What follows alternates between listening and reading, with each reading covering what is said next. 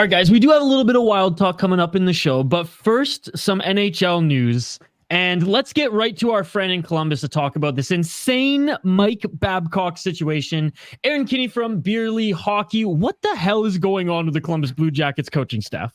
Dude, this franchise, I can't say I'm surprised. Like, I figured something was going to happen to blow this thing up, but I thought he'd at least coach a practice before it happened. Training camp is not in full swing yet. He hasn't run a practice for this team yet, and he's out already for doing some Mike Babcock bullshit. I know you guys kind of touched on this a little bit last week as some of the details were developing, but just to go over the whole situation again, a report comes out from Paul Bissonnette on Spittin Chicklets that he's getting reports that Mike Babcock is scrolling through people's phones, his players' phones, to find out what kind of men they are and airplaying them on the TV in his office, which, obviously everyone had a ball with that. And it actually launched an NHLPA investigation into the matter. So Columbus claps right back later in the day with their PR team, which in my opinion was a really well-written statement. They had Babcock talk about how he shows pictures of his family and asked to get to know his players' family, like didn't deny showing pictures or asking for pictures, but basically just framed it as like, oh, hey, like I heard you got married this summer. You got any pictures from the wedding? That's basically the way he played it out to be. Said he was disgusted and embarrassed, which is just hilarious coming from him. The ultimate hockey, like, feelings aren't important. If I can put your nose down and grind kind of man. But regardless, then they had Boone Jenner, who was actually mentioned by name in the allegations. He comes on to the statement. He's like, yeah, Babs asked to see some wedding pictures and get to know me a little bit more, a little bit who I am as a person. I thought it was good exercise, blah, blah, blah, blown out of proportion. And everyone, at least in Columbus, initially was just like, it seems like it's not really a big deal. And meanwhile, everyone who was impartial, which, I mean, we have a lot of people in this city that will just be like, oh, the team can do no wrong. Like, we're going to back them up no matter what they say. They're buying the PR thing, hook, line, and sinker. I'm just thinking, like, if that was actually what happened, what they released in the statement, not a big deal. Brush it under the rug, share some pictures from your wedding, whatever. But as it turns out, PA has their investigation, and it kind of later was determined that a lot of the older players didn't really have an issue that kind of went down the way they talked about it in the statement. But there were some younger players that said they were uncomfortable and it didn't go that way. There was actually an incident reported by Sportsnet that was talking about him off-site with a player. They were like out to lunch or something, and it involved Babcock scrolling through his phone for like 5 to 10 minutes, which is just absolutely ludicrous. I mean, you get a chance to come back. You're already like kind of on the hot seat and you haven't even coached a game yet because of what you've done at your previous stops. And you just come in hot with this shit and it's over, man. It's like, it's over before it began ultimately. Yeah, and I think the biggest bullshit with all of this is the statement he made today. Basically, like, yeah, I'm stepping away from the team because actually, what? Screw that. I'm going to find the exact quote because I'm sure that it's pretty easy for me to find here. Yeah, he said he didn't want a distraction. Well, he said resign, and Hoppy's famous for his memes of especially around free agency, resign and the re-sign memes, as even big writers tend to mix those up. So as soon as I saw it, I was like, Hoppy, Babcock resigned. Not resigned. I couldn't help but get cheeky with that one. I'm like, everyone, this is the proper removal of hyphenation for the word resign. Well, the best meme was when Kaprizov was looking to sign his deal, and it was the Anakin Skywalker one with Padme. Oh my god, that one was amazing. Oh yeah, the perfect timing because no one knew if he was coming back. Yeah, that's funny. Resign. I'm resigning. You mean resign, right? Right. All right. So here's Babcock's statement. Upon reflection, it has become clear that continuing as head coach of the Columbus Blue Jackets was going to be too much of a distraction. I can't do I this. didn't know we were going to have a live reading by Mike Babcock on here. I'm amazed. While I'm disappointed to not have had the opportunity to continue the work we've begun, I know it's in the best interest of the organization for me to step away at this time. I wish everyone in the organization well in the upcoming season. You fucking coward. You can't even admit you did something wrong, which I'll follow that up then before turning it back over to Aaron with the comment from the NHLPA. Here we have it. Statement from NHLPA Executive Director Marty Walsh on Mike Babcock. Our players deserve to be treated with respect in the workplace. Unfortunately, that was not the case in Columbus.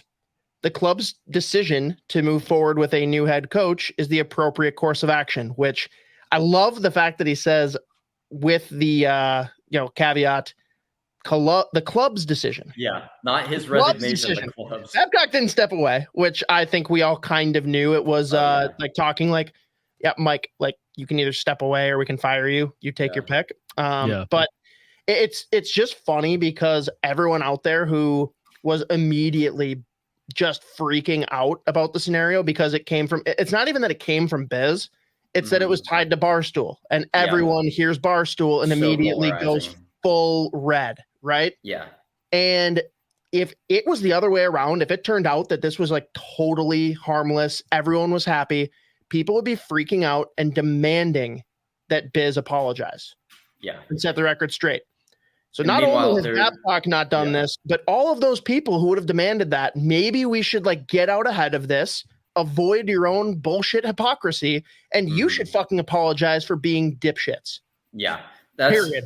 That's another thing that was just driving me crazy with this fan base here. I mean, Blue Jackets Twitter was on fire with people like, oh, they all just hate Columbus. They're coming for us. They're trying to get our coach fired. It's like half of you people were bitching about this guy when they hired him. I mean, I've been very, very, very strongly struggling to find optimistic attitudes towards this season. I'm like, you've done a pretty good job of it, to your credit. Like, because I know you were mad about the signing, but you've been pretty good about like spinning and being like, you know what, this could work out. I think I'm a glass half full kind of guy when it comes to this team, which like it causes me to get hurt more often than not. This whole situation, I was like, where are the positives? Mike Babcock does run a structured defensive zone. And that's the thing that Brad Larson was the absolute worst about. So like, if he kind of is very kind to the players and hands off on some of the special team stuff, like just let your assistant coaches do what they do and you do what you do best. And, provide a little bit of structure to this team. It can be okay. Like it might not be the end of the world. And here we are now. Pascal Vincent is going to be our new head coach. Interestingly enough, he actually interviewed for this job twice already. He interviewed for it when Brad Larson was hired 2 years ago following Torts leaving. And they said that they kind of wanted to hire him back then, but they weren't sure because they couldn't do in-person interviews. Everything was through Zoom and there was like communication barriers and stuff. Mm-hmm. So he came on as an assistant then. Brad Larson gets fired. And he was like one of the finalists for this job before they decided to just swing for the fences with Mike Babcock. And now here we are, and he's the head coach finally after all this time. So like kudos to him for sticking around and waiting for his opportunity. I think it's going to be all right. Like he's been interviewed by other teams for head coaching positions. He's a great offensive mind. He's just going to have to find somebody who can run the D zone because that's this team's biggest problem. It's going to be some nightmare hockey, I think, for a little bit at the beginning of the season.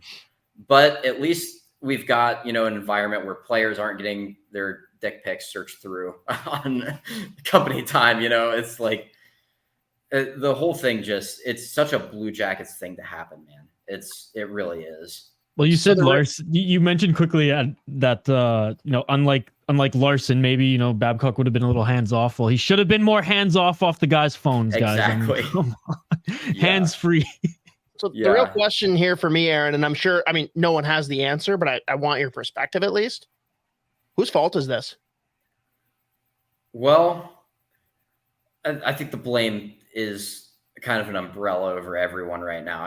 Obviously Mike Babcock bears the fault of actually doing the act. That's sure. Nobody's fault but his own. But like, if you're Jarmo Kekalainen and John Davidson, and you're hiring one of the most controversial coaches out there that a lot of people wanted to see blackballed from the league, you got to know that he's got a target on his back. The scrutiny on his every move is going to be there. And you have got to be convinced that he's done with this shit if you're bringing him into your organization, especially after a previous failed coaching hire that didn't work out for on-ice reasons. Now he hasn't been coaching pro.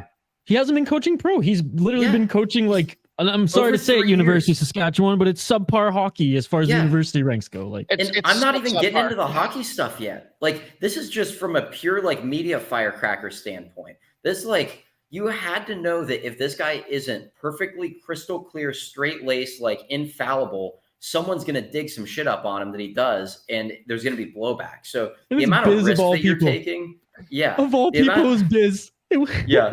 It really is so funny. I have a couple of key things off of that then, and I guess I'll go on Isha's first because I had a different direction. But Isha, your point, right?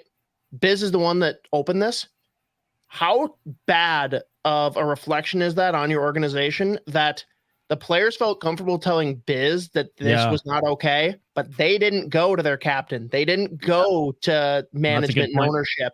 Like, that is probably like secretly the worst part of all of this. That's a red flag for sure. Yeah, and in the statement, so Johnny Gaudreau gave a statement shortly after Boone's as well at NHL Media Day, and they both said that, like, you know, if anyone was uncomfortable, I would think that we have a tight enough dressing room, they would have come and said something to us, and clearly that's not the case. Now, part of that makes me wonder too, though. You've got so many new players coming into this organization, guys that aren't part of that dressing room. Yeah, and it's preseason. These guys haven't even all practiced together yet. To their credit, Babcock's aura reigns over even Johnny Gaudreau, right? Yeah. Like, Babcock is a presence in and of himself. And I actually heard, listening to the most recent 32 Thoughts from Friedman and Merrick, Friedman kind of indicated that while he wasn't going to put names to it or anything, he was very much given the indication that not every meeting was the same. Yeah. And tell you what, if I'm Mike Babcock and I'm trying to still pull my bullshit and not get caught, maybe I'm going to take the veterans and I'm going to do it super respectfully. And I'm going to show them, oh, I'm doing this okay. And, oh, if the kids come and complain, well, that's just because they're bitches, right? Yeah. Like, they're not men. They're not men. Not trying to compliment a scumbag, but that's a very smart way to handle it if you're going to be a scumbag, right? Yeah. Yeah. And it's a lot of it is just that old school way of thinking. I mean, he watched film from last year. He knew how disorganized this team was. So I could see a guy like him coming in like, oh, you know, I got to have the heavy hand. I got to get these guys in line. And it's like, you just can't do it that way anymore, man. I mean, you've got to have that positive two-way communication with the players that, you know, he was preaching about earlier after his hire. He was saying all the right things, but at the core of it, it's just, those are your political media answers. And then there's who you are as a real person. And that came out sooner than later in this case. It's Dude, pretty much all the old school guys are gone now. Like the ones that like have been polarizing, like the Mark Crawfords, the Joe Quenneville's, the Babcocks. Hang on though. I mean, Quenneville might be in line for the next up for Columbus, right? That would be the most Columbus Blue Jackets thing, is to like get popped for hiring this horribly controversial coach and then just turn right around and double down on it. Well, let's get a guy that's actually really good at coaching hockey that allegedly did something way worse. You know, it's like, higher risk, higher reward. But I will say, I guess, God, I'll probably end up being wrong, but I would think the one silver lining to this just horrible start for your guys' season, this should at least make teams more hesitant to consider Bowman and Quenneville, seeing how horribly this went right out of the gate, right? Like, yeah, I still think teams are going to eventually be desperate enough to try, or think enough time has passed. But at least instead of it being next season, maybe that's 3 or 4 years from now. I don't know. Yeah. Well, and the thing with Bowman and Quenneville, Bowman, I'm not even going to talk about, because he, like, the only reason he had a job as a GM was because of his family connections. In my opinion, he was a terrible GM. I mean, we got Sod for nothing from him. Then we traded Sod back to him older for Panarin. And like, it's and then we like got a haul in the Seth Jones trade. Columbus on its own should have gotten him fired just for the bad deals he made with us. So Yeah, like, you guys I fleeced don't them. see. Yeah, and So many honestly, times. hey, Aaron, if anything, you should be worshiping him right now because it sounds like he's done a lot for you guys. I was so sad when he got fired. Honestly, I was like, he's a terrible GM, but like, we're not going to be able to get these easy deals anymore. Yeah, Yes. it's like It was a beautiful, chaotic mess, and I loved every Yeah. second of it. It was like a money laundering operation for assets. It's like anybody looks at those sheets, it's like, what's going on behind the scenes here? You It's know? a drug cartel. Yes. Yeah. Chicago Oh my- Blackhawks drug front. That's the headline. Yeah. But the thing with those guys, I think if say they do get hired somewhere else, I think you're a lot less likely to have something like this happen because that is as horrible as that situation was. It was an isolated incident. And from a lot of the reports that I've read, I mean, I don't have a lot of inside knowledge of it, obviously, but basically everyone's in agreement that there was a meeting that was held. No details of what actually happened were discussed. And Rocky Wirtz was like, I'm going to take care of this. You guys focus on hockey, which, once they realized something bad was happening, they obviously should have spoken up immediately. But in that situation, it's like, oh, my boss tells me he's going to handle something, whatever. And that's really all that those guys have on their record from immediate. I don't give a shit though. Like, so I'll Right. tell you what, I'll even appease it. And this is not how I feel. So, people don't bash me. Let's just say we want to go along the lines of it's okay that they wanted to like keep it quiet so that the team could push through the cup run, right? Yeah. Well, and It took if they for anything to come out because no one said anything. No one that's did what I'm saying. anything. It was pretty clear at that point that no one at the top was taking care of it. At a Right. certain point, fucking do something. Yeah, and like that's not even really as I just kind of throw that in there off the cuff. I mean, it's like obviously It's true. yeah, That's the big argument, but it they fucked pisses me up off. big time and should not. Like as soon as they had any details about it, they should have had it come out.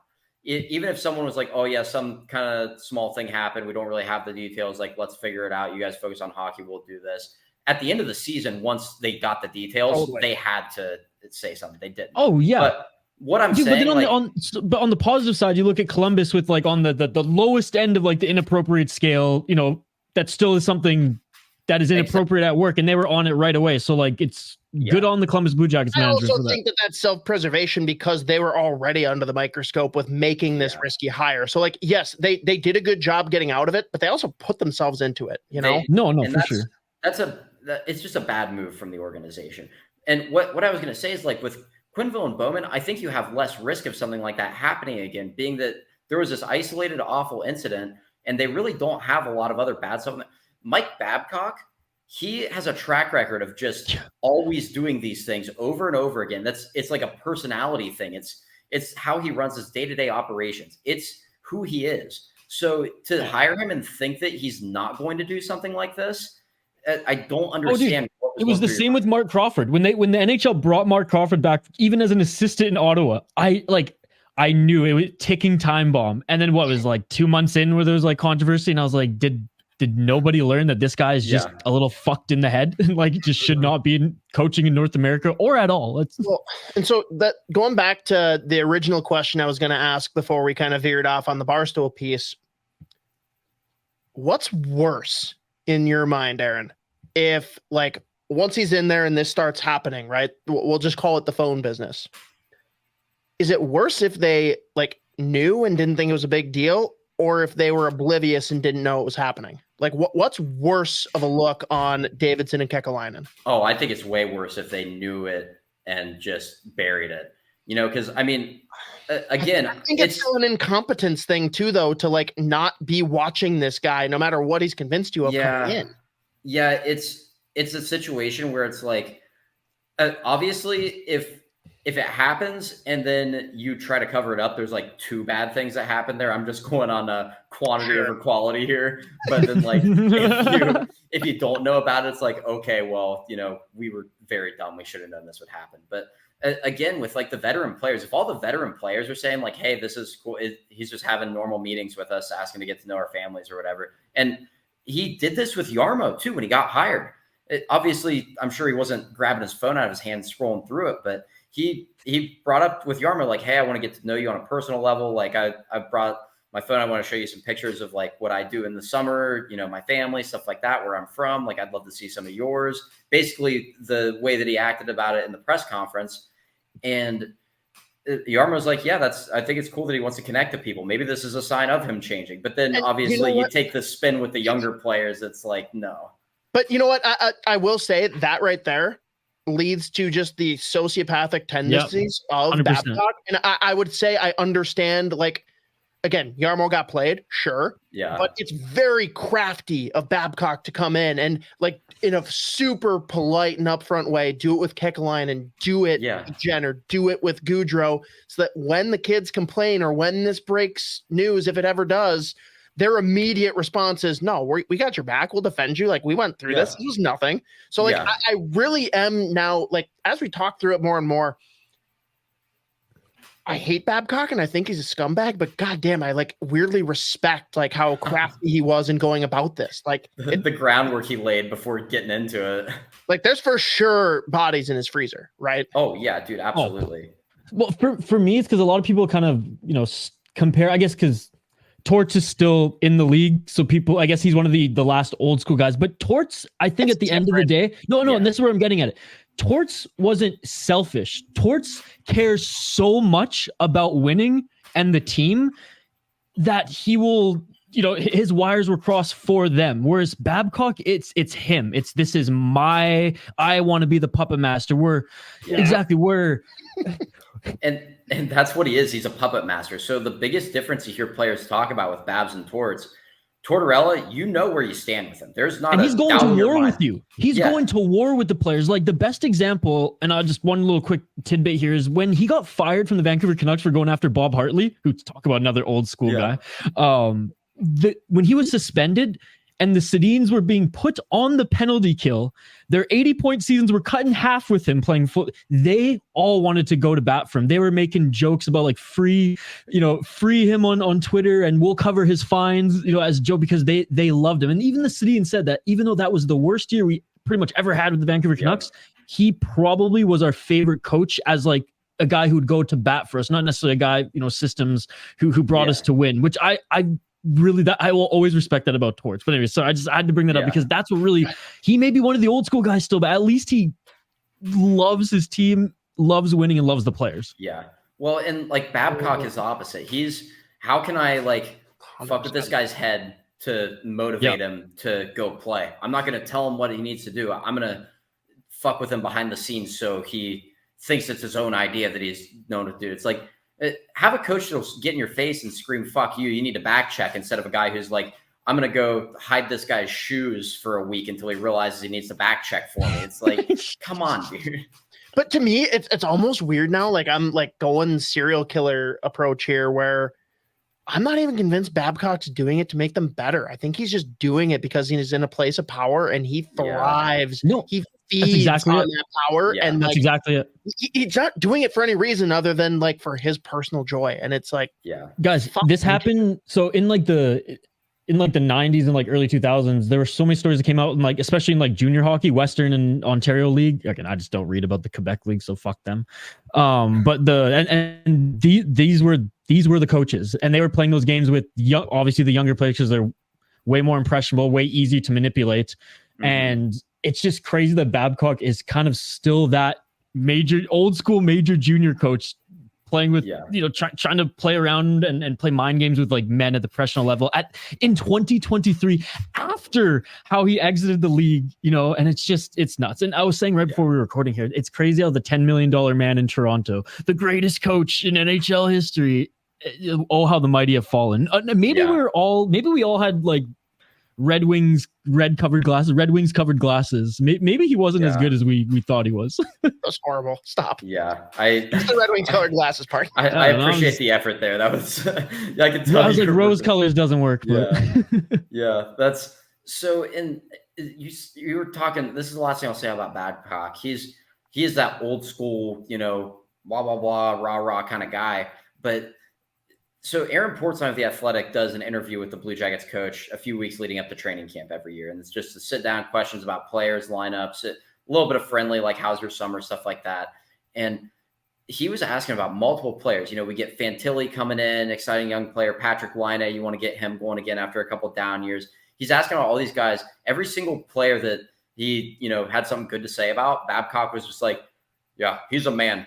He goes to battle. He's a man. Okay, yeah, so that's Adam Fantilli. Yeah, he is badass. Okay, so how about Alexander Texier? He's a worker. He's all he does is work. He's a worker. He's a warrior. He's a man. Yeah, they're all men that work. Can they play hockey? Mike Babcock doesn't know and doesn't give a shit. But are they men? Fuck yeah, they're men. That's what we are here. I saw on his phone he has a wife and 2 daughters and a dog. I saw the pictures that he was sending to his wife. Big wrench, definitely a man. Yeah, scroll through his phone. Can confirm he's a man. Like, what the fuck, dude? But no, I mean, to that point though, you guys are lucky. You have a good one there in Aaron Portzline. Like, he's awesome. He's awesome. Yeah. I saw that he's already got an article up about like the parting of ways here. I haven't had a chance to read it yet because we were jumping on to record, but obviously I recommend that everyone go check that out through The Athletic if you have a subscription. If you don't, I believe they still have their $1 a month deal going on for the next week or so. I hope. If you, again, jump on that, guys. I wouldn't be surprised if he comes out with something a little more in depth as well, because today it was pretty short and sweet, just kind of recapping the events. Because, you got to get it out with the news cycle. Yeah. Like the one that just popped out like an hour or two ago you're talking about? Yeah. I buzzed through that. Basically, it's just kind of a recap of what happened, kind of basically what we all discussed here, laying the groundwork with Babcock's history and stuff like that. But I could definitely see over the course of the season, I bet we'll get some more info from him because he does like to dig deep on these stories behind the scenes instead of just doing the classic, oh, Columbus won 3-2 last night. Here are all the goals that a lot of these other kind of cheaper sports writers do. He is very good at that stuff. Sure. But yeah, what a way to start the preseason. I mean, the NHL season has begun, boys. Well, let's pivot it though. Like, Aaron, so obviously aside from this distraction, like, what are the headlines on the ice for the team? I know like we haven't really gotten into much yet, but there's obviously eyes on Fantilli. There's obviously big names that are either coming off injury, whatever. Like, what are you seeing right now that you're excited about for the product on the ice? Yeah, and your prospects played in a showcase too, if I'm not mistaken, right? I think every team was. About to say, Traverse City game 1 absolutely smoked the Maple Leafs. I think that's the only game Mike Babcock was on the bench for. So he does have one game behind the bench with the prospects, and against the Leafs too, which is even better. Yep. That's awesome. Ripped it up in Traverse City. I haven't seen what the rest of their schedule or like the rest of their games looks like, but I know they crushed Toronto, so I'm just going to say that's the only one that happened. That's all that matters, dude. That's all that matters. But yeah, we've got a ton of rising stars that were on that team. Denton Matejchuk, insane mobile defenseman. He's probably at least another year or two away, but he is going to be really, really good for us eventually. Z's drafts on that year. He is obsessed. I was just saying, Z drools over his play. Yeah, excited about him. By the way, yeah, Jiricek. I think we're going to see a lot of him in the NHL this year. This is going to be his like, okay, you got a season to cook in the AHL. You lit it up down there. Let's bring you up now. Personally, I would love to see him paired with Werenski and have the two new additions that everyone's excited about, Provorov and Severson together. That's like the whole top 4 of our defense is completely revamped this season because Werenski was injured all last year. We brought in 2 new guys for the second pair. Like that's going to hopefully be better. Obviously Fantilli, he's electric. I cannot wait to watch him. Well, hang on. Let's back up though. Talk about those additions there. Like that's a big deal. Adding like a full pairing of defensemen, and you're getting Werenski back, obviously. So like that's internal addition, but those two, like, what did you think about the deals, the acquisitions, and like, are you excited about both players, or do you have concerns with either? So I had slight concerns on the first trade. When Provorov's trade was announced, I was like, man, he's got a ton of potential. He was awesome for a couple seasons in Philly when he was playing with Matt Niskanen, but we don't have a Matt Niskanen on this team. And he's shown that when he's a loser. Yeah, well, he was good with Provorov. Do you remember the Fleury helmet where like he had all of his friends listed on the back and then he crossed off Niskanen's name? Oh, wait, was that after he got traded? His headshots on Crosby. Oh, yeah. Like he took a couple like gutless shots at him. Yeah, so everyone in Pittsburgh has disowned him, but he's a good player. Hoppy knew he hates used to Daniel be- Alfredson He too. used to be a big guy for you Loser. guys, so I didn't know that the tables would turn like that. But no, he so Provorov comes over. I'm like, they've got to add somebody else to play with him because the other years in Philly when he didn't have a steady partner that can kind of cover up for some of his aggressive pinches and all this, it was bad. He didn't produce like he should have, and he had a lot of bad turnovers. So they go out and get Severson right after that. Little bit of an overpayment on the huge contract, but it's okay. Good player. Yeah, good players still. You got to pay in free agency. That's the name of the game. And the cap's going to be going up, so I'm not super concerned about that. But just purely on the ice, those two together, I'm very excited to see what they can do. And just having NHL veteran bodies that aren't Eric Goodbranson that you can plug into that second pairing is a game changer for this team. Oh, I know. I know. It's insane. The amount of improvement we've seen on that blue line is spectacular, and I can't wait to watch them start to do beautiful things together on the ice this season. So Fantilli then. Yeah, the big concern. Can he be a 1C this year? Is that realistic, or do you think that's a little aggressive? I think it's a hell of a lot more realistic now that you got a young players coach, A real coach? instead of Mike Babcock. That's true. Dude, That's he'd be true. riding the wood half the fucking time. Every time his first turnover, he's benched for the rest of the game under Babcock. Oh yeah. Oh yeah. If he in his debut, like say they scratched for the first few games, hey kid, you're getting the call tonight. Let your parents know. He'd have his whole family come into town. Babcock late scratch. It's funny though, man. I weirdly feel like Babcock would have loved him because, like, if you watched him in college, dude, his he was wires cross mean. on the Yeah. regular, and that's a guy that I feel like Babcock's like gonna go out there and murder some guys, and he's like, "Yeah, coach." He's like, "Okay." And that's a guy that kind of personifies the Blue Jackets when they're good. Like this city loves the Boone Jenners, the Jack Johnsons, before he left for Pittsburgh, the guys who aren't afraid to go in there and mix it up with anyone, anytime. Like, it still is generally a blue collar town out here. I mean, you've got a lot of tech coming in now, but people love the guys that aren't afraid to get their hands dirty. We're gonna call them that from now on. By the way, the Columbus Blue Collars. The blue dude, I'm collars. all about it. Let's change the team name and logo to it. Actually, No. As long as they go with the third jersey for their like mainstay jersey. Yeah. Oh, man. It's Okay. so good. It's Yeah, so good. actually, I think the collars are red on both of their normal home and away jerseys, so that wouldn't work out that way anyway. I'll make it blue. We got it. Yep, we got it.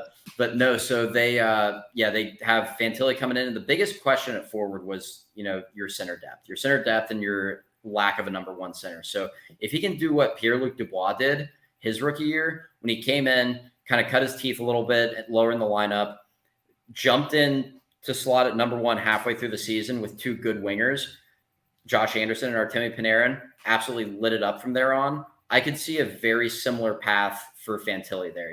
I don't think they start him at 1C to begin the season, but I think he makes his way there eventually. Do you think it's different though between him and Dubois? Because I do think that there is more offensive upside for Fantilli, but I also think that Pierre-Luc Dubois, even at that point, like there was more defense there. Maybe. I don't know though. I haven't watched enough of Fantilli's defensive game to really compare the two. And I mean, Dubois is just a very well-rounded two-way player, but I wouldn't ever call him a defensive specialist. Like, No, he's just big too. Like he's just a presence out there too, which just it adds something to that game because people are he's gonna. not a small guy. Yeah. No, I know, but I'm just saying, like, still coming in. He's gonna be a little skinnier than that of a Dubois, who was. I mean, shit. Babcock missed that man there on the team. Yeah, no doubt. He would have loved him. Yeah, until he mails in a shift and then he shifts him off to Winnipeg. It's You know what's crazy? Yeah, you know what's crazy? Sorry to butt in again. It came to mind, like, how the fuck did, like, or maybe we just never heard of it, but I would love to hear how, like, Datsuk, Zetterberg, and even Lidstrom, like, clap back at him. Because you got to think that every now and then, like, as much of a mutual respect as that they obviously had to have together to go on those runs, like, what the fuck do you say to those guys? Like, do you think he ever said anything to them, or he just took out all his anger on the young guys and just let them? Just like what we just saw, dude, with Kekalainen, with Boone They were Jenner, young once upon a time and late round picks. He goes for Yeah, the but easy targets. they did what he wanted. They worked their way up through the minors. They showed it and proved it. And he's like, "Yep, you're my guys. Cool." Mhm. And then he had guys like Franzen, who he absolutely buried because he's a loser. Yeah, no, you're right, Dan. Now I forgot about Franzen. Yeah, what a piece of shit. Anyways. Yeah, Babcock sucks. Mike Commodore is absolutely slamming the most expensive champagne in the world right now. He is. He's so hyped. Well, dude, he's calling every athletic writer, be like, "You want a quote? You want a quote? You want a quote?" I got you. Right here. You. Actually, I could see him being more like, I'm only going to give quotes to Chicklets because you guys all shit all over him. They're going to bring him on. They're bringing him on next week. You got to imagine. You got to know he's going to be on. I haven't listened to Chicklets. That'll be appointment listening for me. I know. I'm casual listener of Chicklets, and I mostly listen for the interviews, but that one I'm going to be there for. This is going to be so fun. Yeah, it's going to be a 5-hour episode too.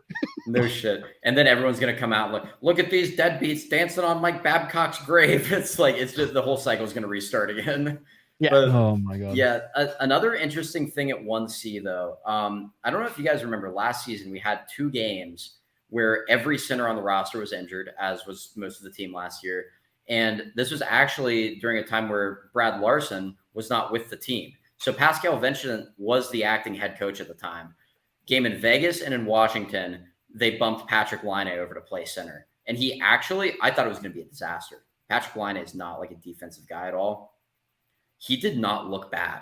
And they were like, well, when he's playing center, he has to back check. He has more responsibility. It like forces him to skate harder and like do more things. So I wouldn't be surprised to see Vincent go back to that now that he is in control, just like to try it out in preseason or something and to see what happens even. I mean, they have enough centers on the roster now, but it would be interesting to kind of play around with that.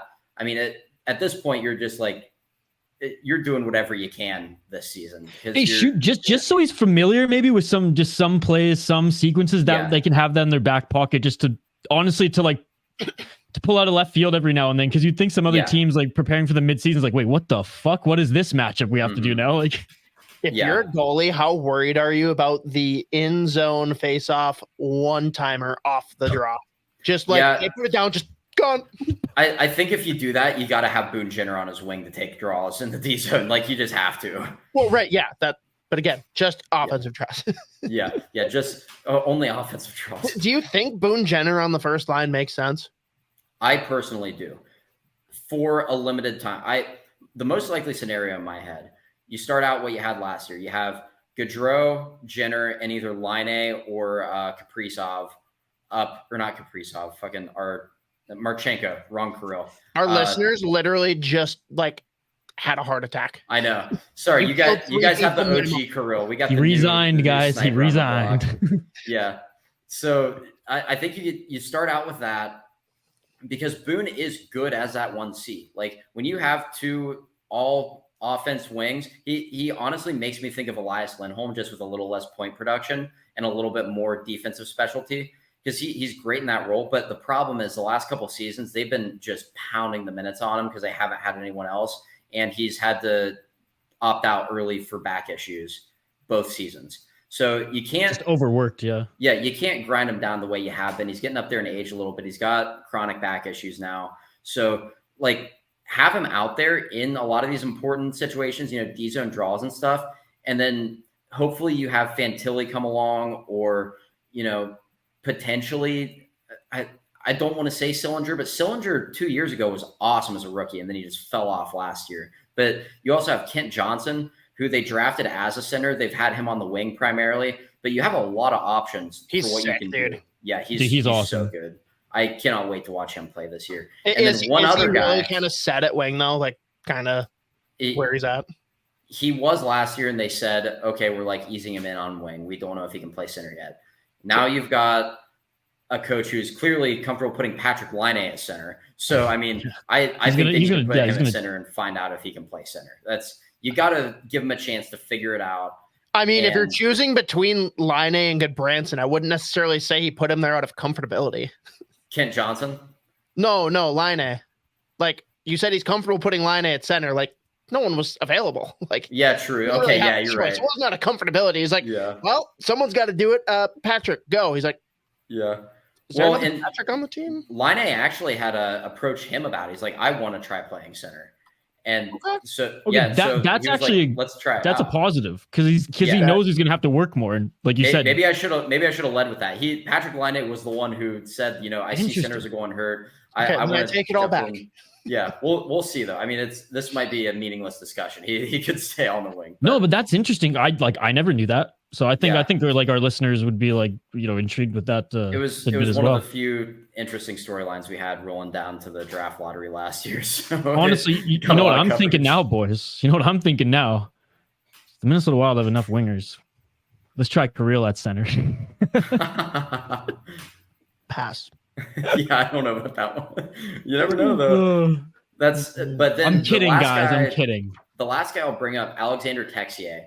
So he's been in France for a couple seasons here. He was their best player when he went down to injury a couple years ago. Ended up going back home a couple years ago. Yeah, he was so sick. He was like the offensive driver of that team, and he was getting reps at center. And he goes back to France to recover. He had season-ending surgery, and then he had family emergency, like death in the family, that he was kind of staying back to be close to the family. And the team was going through a rebuild, so we were just like, fine, dude, you're awesome. Stay over there. You're good. Like, he's finally back. We're going to see what he's like after lighting up the league over there for a little while. Dude, yeah, he tore up the Swiss A. Yeah, he was very good over there.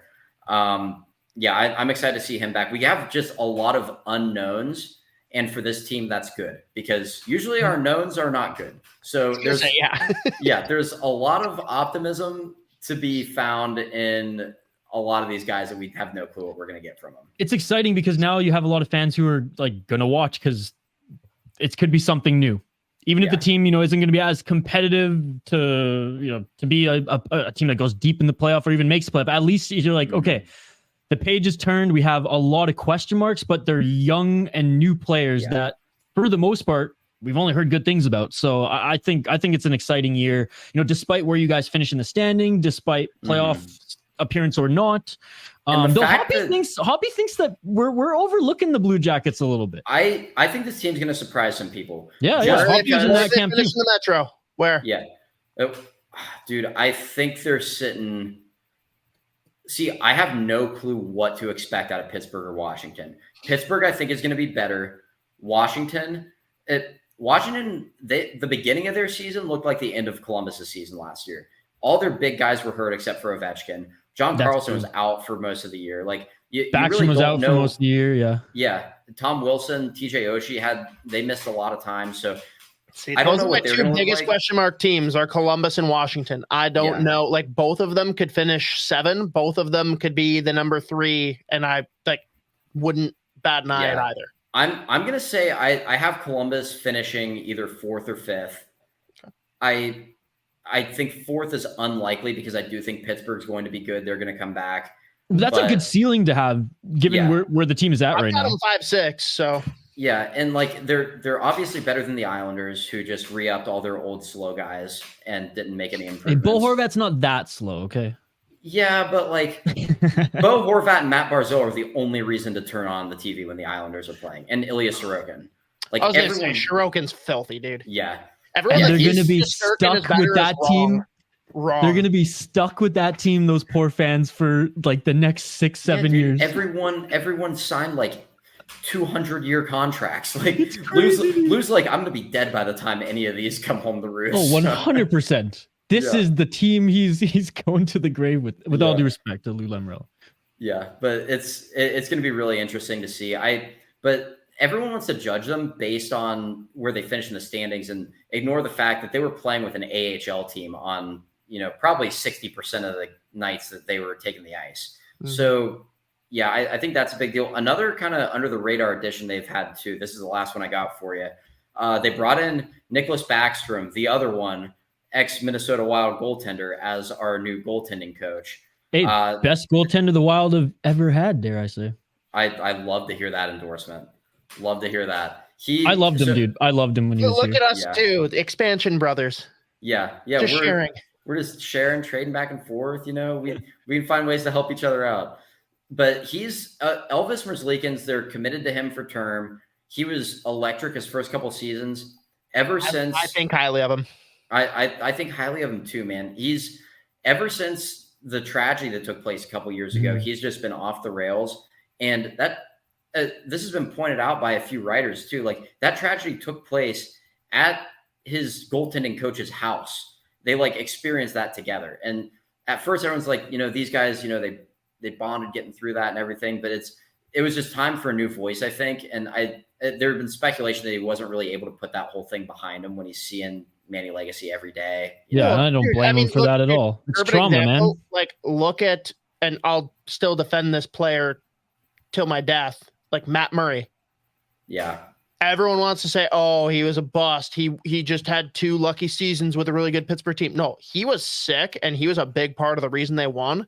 And then his dad, who like everyone's close with their dad, right? Yeah. But like this guy was like beyond best friends with his dad, and his dad died, and he has never mentally recovered from it. And obviously his body has also taken a toll since that. But like that was really the big drop off for him. I can't imagine like your buddy that you're like lacing up with every day, like you're going to the room and you're thinking about that. Like obviously you're thinking about your dad whenever, but like you are in the locker room and you're gonna see things that make you think of him. You're seeing that same coach every day, like you said. Like that's hard to mentally shake, and goaltending is such a mental position. It really exactly is. Like you have to be both mentally strong and physically strong. And when one fails, goalies struggle. I can't imagine with both of them. And you said it there, especially like hockey players being creatures of habit too. And those guys were like the 2 guys, brothers. Like they're going to war together. You got to admit, you have to kind of understand that they probably had like certain things that they did in the locker room together, and and how they ran practice together. And again, going back there every day, I know every human eventually does move on, but like something that traumatic, like that's going to stick there. That's something you have to work through. And when you are a professional hockey player, professional athlete with, a goaltending, you're the last line of defense. Like it's hard to work through those things, I would imagine, with so much other pressures in life, as a goaltender in the National Hockey League for this team.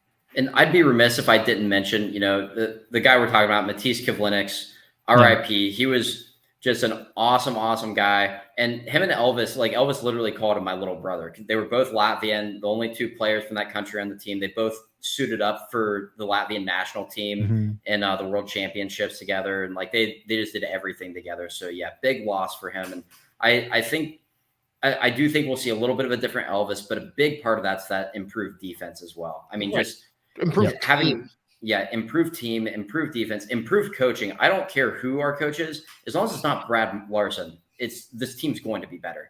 And the fact that this Babcock thing happened before training camp actually got started is huge, because now Vincent can come in and he can like actually have a consistent training camp. Like I'm going to set up the systems we're going to use. I'm not trying to come in on the fly and adjust somebody else's stuff.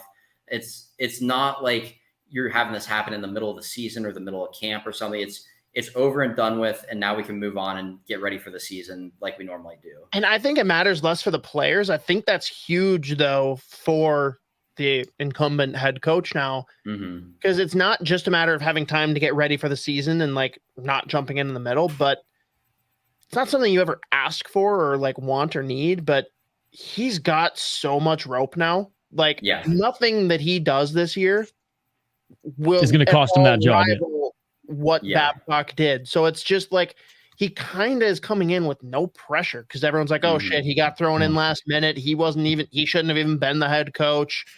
Like he's just kind of like there in the shadows, and it's like he's either going to come out and shock people, and if they're competitive, or God forbid get a wild card, like he's probably in the running for coach of the year. I would think so. And if things go wrong, it's like, hey, you know what? Next year I'm really going to be prepared. We got this. And the thing about him too, he's going to make this team fun to watch. Something about this team every year, the power play is dog shit. He was never really allowed to do everything he wanted with the power play as an assistant. He's a big run the power play from below the goal line kind of guy, which I've been wanting to see from this team for a long time, because they have a lot of talent on those half walls and the guys around the front of the net, and they can rotate and switch positions. Instead of what they've always done in the past is just give the puck to Werenski and have him pass it back and forth between line A and whoever's on the other flank, and just hope that you get a shot from there. Like we're going to see a lot more high to low stuff behind the net. Like you're going to see a lot more creativity on the power play and just generally in the offensive zone from this team. And it's going to make them fun to watch. Yep. I'm looking forward to it too, man. Yeah, Honestly, I'm like excited. Opening night. I like keeping tabs on the teams that, like you said, have a lot of question marks, have a lot of young players, a lot of like you said, the Kent Johnsons, the Fantillis coming in. So it's going to be interesting to keep tabs on Columbus. It's going to be awesome to continue to bring you guys on the show throughout the season. I mean, shoot, you guys have been on the show once in the summer already to start off preseason here. Cannot wait to talk some Fantilli too, and he starts lighting it up, and to see if he actually gets that top center role. Come 10, maybe 15 games. Fantilli, Cooley. Well, we'll have to go back and forth on that all year. Yeah. I'm really excited to watch this year's Calder race in general. I mean, obviously you have Connor Bedard, but Logan Cooley is going to get every opportunity down in Arizona, and he's going to win it. I'm calling it now, baby. How good Bedard is in this stacked of a Calder race. Yeah. No one should be minus money betting. That doesn't make sense to me. Especially when you look at what these other players have to work with too. Like, there are a couple guys on teams that can score and have supporting players. And then you have Connor Bedard with Taylor Hall and a bag of fucking rocks behind him. And there's nobody else on Chicago that can take any pressure off of him. Like, he's still going to put up a great season, I think, but he's not going to have the Taylor Hall special, man, on a shit team with a first round draft pick. Dude, he got a hat trick in the prospect showcase. So. Oh yeah. Dude, just give it to him now. Well, he missed the net quite a bit in some of the practices, so I'm glad he's actually scoring now. A dark horse that I've sprinkled a little money on here, Devin Levi. Z loves that bet.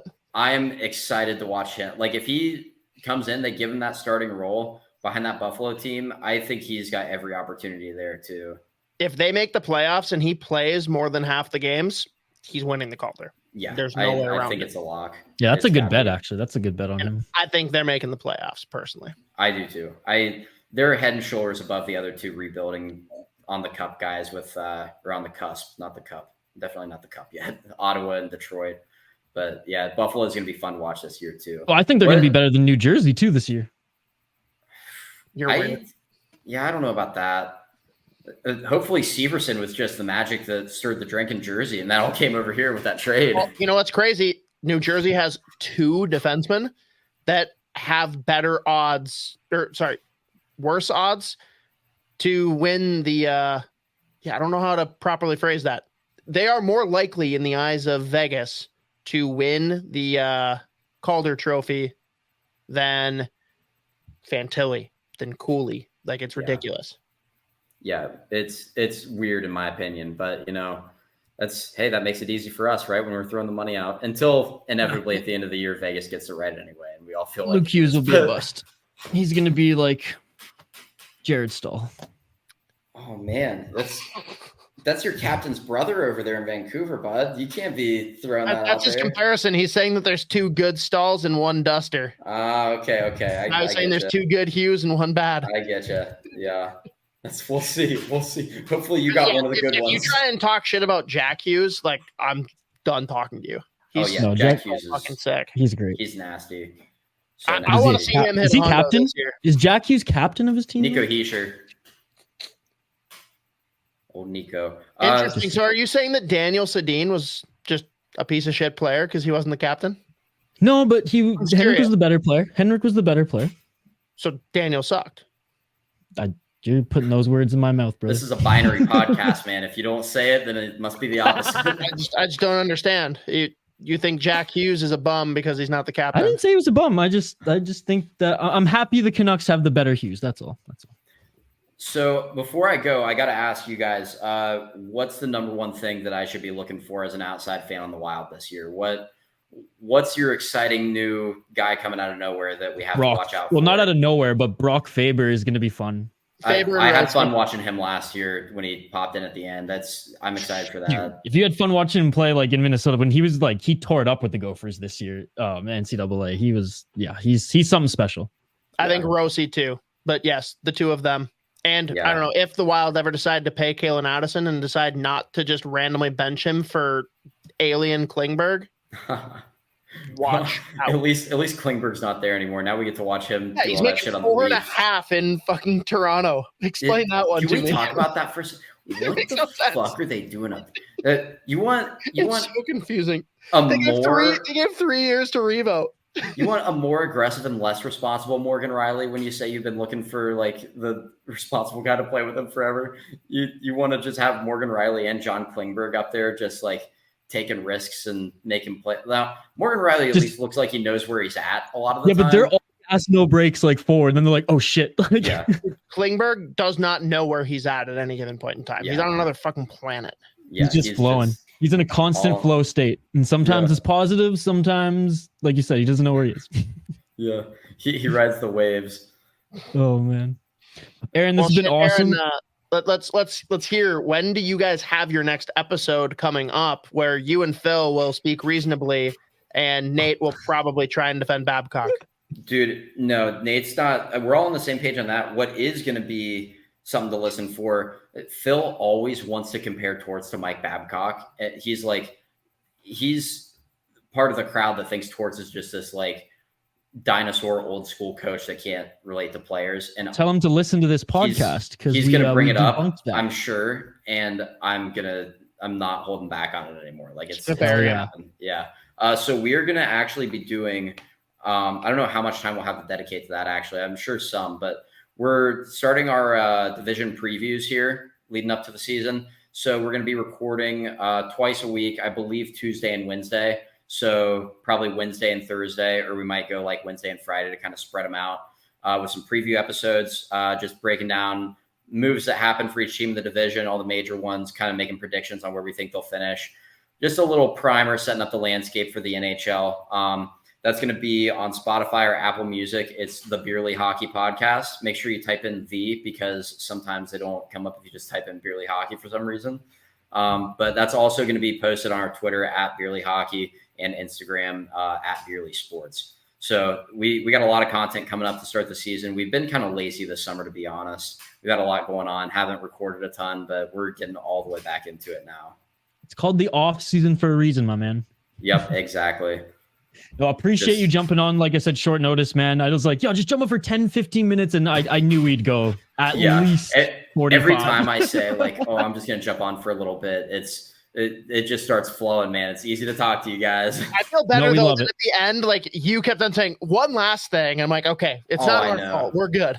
Yeah, no, I'm. You get me going. I can't turn it off. So that's where we're at right now.